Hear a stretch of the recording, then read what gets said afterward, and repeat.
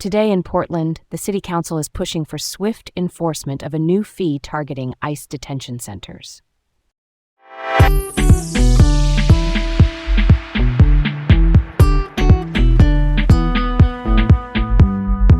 This is Leah. And I'm Garrett. Welcome to Laid Back Local, the news of the day with Leah and Garrett in Portland, Oregon. All right, let's set the stage for this one. First up, we've got some news from the Portland City Council.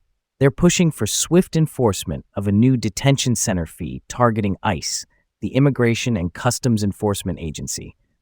This fee is aimed at holding landlords accountable for their tenants' actions, especially when it comes to pollution with chemical agents.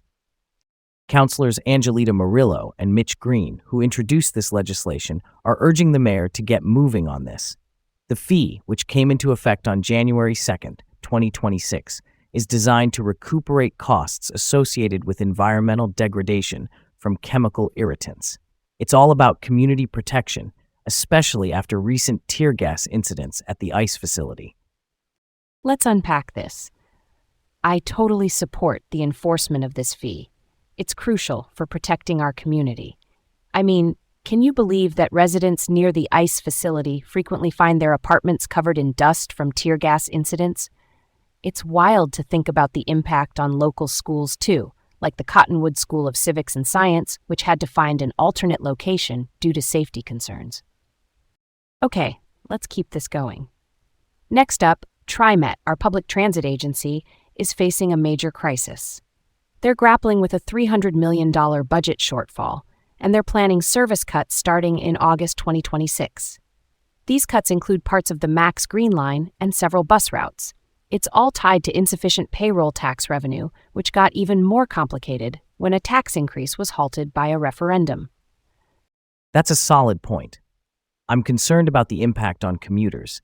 These cuts are a major setback. And get this, TriMet has already reduced spending by $150 million since July 2025, including staff layoffs and previous service reductions. What's surprising to me is that their security budget has more than doubled over the last 3 years. It's like, where are the priorities, right? All right, let's roll on. Now, on to the controversy around Portland's renter support bill.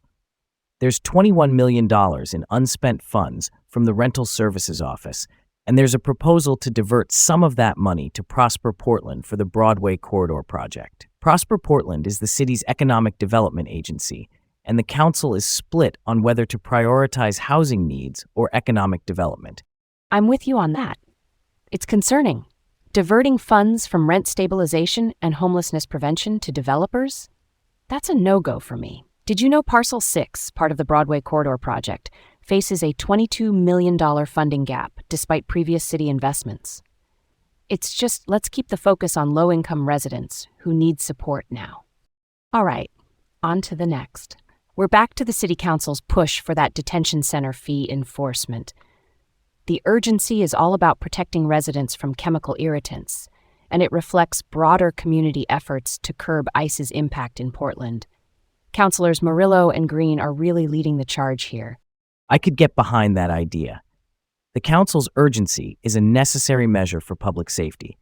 It's crucial to hold landlords accountable using existing city codes to monitor and enforce regulations. Plus, it's part of broader efforts to limit ICE operations in the city, which is definitely something worth exploring. Let's switch it up. Last up, back to that renter support bill controversy. There's a lot riding on the council's decision by February 4th. The proposal's potential to impact rent stabilization efforts is huge, and it highlights broader tensions within city governance. Let's not let this one slide by. Diverting those funds could really undermine support for those facing homelessness. I just think the emphasis on development over immediate housing needs is misguided. We've got to maintain the original intent of those funds. Thanks for tuning in to Laid Back Local from Portland, Oregon. Stay safe, stay informed, and we'll catch you again tomorrow.